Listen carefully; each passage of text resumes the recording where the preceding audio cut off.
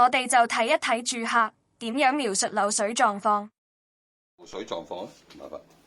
漏水狀況就係呢度有啲啦。呢度開始滲，其實關唔關上面事咧？唔知，一陣先知嘅。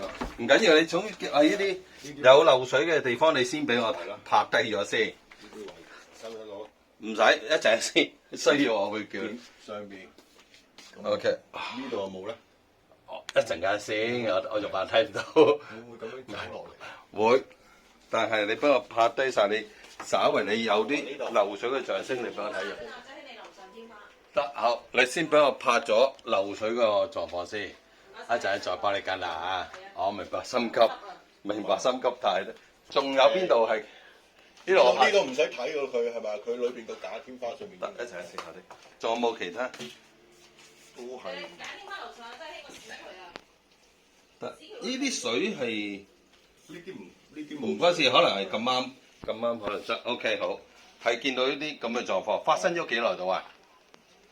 我搬入嚟咗2年幾，佢都應該係咁噶啦。咦？係啊，係咪再水嗰個？嗰個唔係再水。哦 OK，我以為你擺去再水 OK。之前佢上邊就應該但係我見入即係來水咧係爆咗。我見你呢度整咗呢啲係因為上高曾經出過事，所以呢啲。再問過嗰啲係啊。OK，好明白。即係之前係滴晒水咯，如果你咁樣嘅。佢哋爆晒水喉，整咗佢都唔肯整幾個月啦。跟住佢轉咗明渠，呢明後度係咁漏㗎啦，已經。係啦。好。呢度就應該有少少濕濕地嘅嗰條。我食環署啱啱上個月嚟咧，佢呢度唔知係咪積水啊？佢話上面倒咗積水㗎。嗯。咁佢上面食環署都話上面滲水嘅。OK，好，得好。係啦。得，明白，好。紅外線顯影下，漏水無所遁形，確認漏水位置再進行工程，先可以真正解決漏水問題。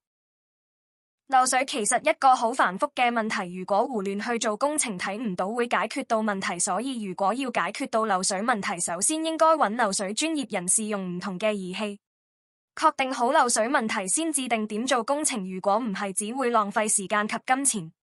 K21 漏水檢查預約WhatsApp 92185392。